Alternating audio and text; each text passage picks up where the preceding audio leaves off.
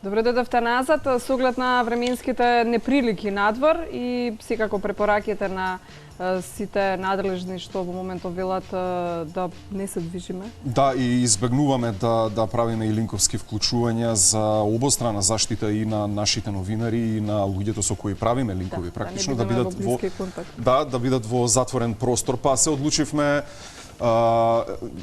телефонски да се поврземе со итната медицинска помош. На линија го имаме доктор Карамановски. Доктор Ѓорѓи Карамановски. Добро ви утро, секој утро. Добро утро. Како сте?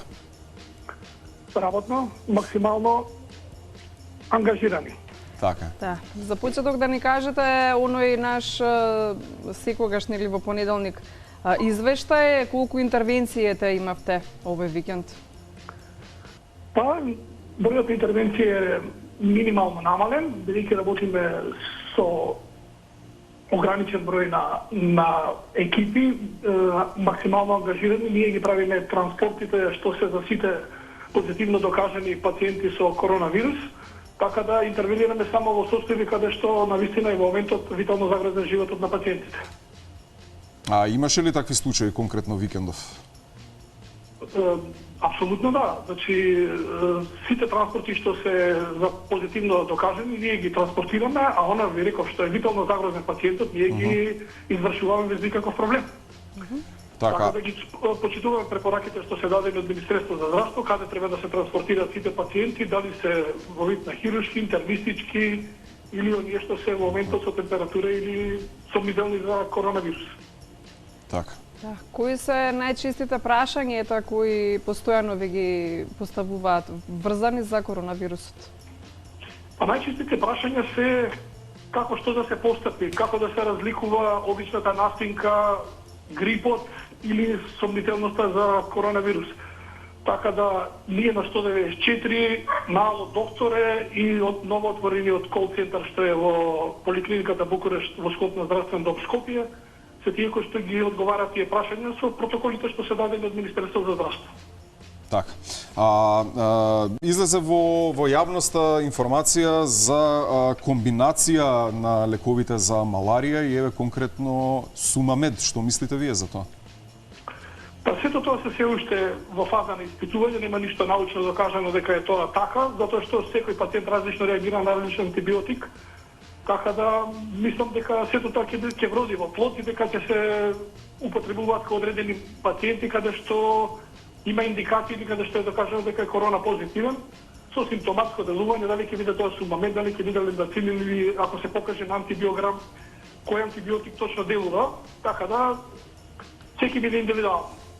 Да, постојано им велиме на граѓаните и општо на гледачите на телевизија Алфа дека треба да бидеме совесни пред себе си, а потоа и кон останатите во однос на тоа дека искрено треба да ги кажуваме симптомите кои ги чувствуваме. Имавте ли прилика досега да се соочите со ова, некој да ги сокрива симптомите на коронавирус? И колку е тоа важно всушност за справувањето на коронавирусот, дека секој треба да биде искрен пред себе и да ги каже симптомите? Така, јас би искористил оваа прилика да упатам апел до граѓаните на Република Северна Македонија. Првенствено заради себе да бидат искрени кога бараат помош од службата за итна медицинска помош, матичен лекар или било каде. Затоа што првенствено на тој начин се заштитуваат себе си, своите најблиски и на крај дека бидеме и ние здравствените работници кои што сме колку сме толку на број, зашто ако се пренесе вирусот во фамилијата и на здравствените работници, сметете дека нема да биде ништо од она што се трудиме да биде максимално да бидеме спремни и да одговориме на прашањата. Еве ќе ви кажам пример. Пациенти пријавуваат дека имаат болка во гради. Одиме на покана, каде што е болка во гради, со пиена терапија, поминало одреден период, кога веќе требало да делува лекот, не се смирува болката, ние одиме, наоѓаме пациент кој што има повишена температура и вчера е вратен од Бугарија. На телефон ние прашуваме таква работа, но пациентите кријат. Одиме да наоѓаме, бидејќи чекаме болка во гради, ние одиме нормално со маски и со ракавици, не сме максимално заштитени да бидеме со очила и комплет со скафандери, така? Так. епидемиолошки ја прашуваме анкетата на телефон, но кога одиме дома, наоѓаме сосема друга ситуација. Така да екипите влегуваат во опасност да распинат инфекцијата. Таа неискреност. Затоа би упатил апел до граѓаните максимално да бидат отворени и транспарентни, затоа што повторно ќе кажам, штитејќи се себе си и своите најблиски, не штитат и нас. А вие сте есенцијален кадар кој морате да бидете заштитени, особено во вакви ситуации, да. Да, искрено благодарност една од сите нас до сите медицински лица на вистина што добро за сега се справувате со целата оваа вонредна состојба што имаме. Ви благодарим. Благодарност. Ви благодарам и на вас. Пријатен ден. Да, сакавме да ве прашаме дали снегот ќе го намали COVID-19? Карамановски, тука сте? Од она што читаме по социјалните мрежи, ни високата температура, а помалку уште ниската, не влијае.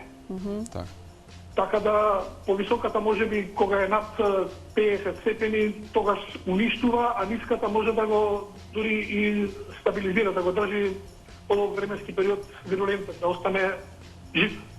Така. Добро. Ви благодариме за, би рекол, деталниот извештај, да, детален извештај. Имавме интересни нови работи, ќе видиме што ќе каже најновото министерот за здравство Венко Филипчина прес. Да, и посебно уште еднаш благодарност за сите наши медицински лица што се грижат, а тие се секојдневно први на ударот или први на ризикот. И апелираме и ние во ваше име потенцијалните пациенти кои се јавуваат да бидат до крај искрени каде биле, што правеле, односно нели што би можело да влијае на откривање на коронавирусот со цел да не ги изложувате на опасност па не само вашите најблиски, туку тие кои би требало да се справат во моментот со симптомите на вашите најблиски.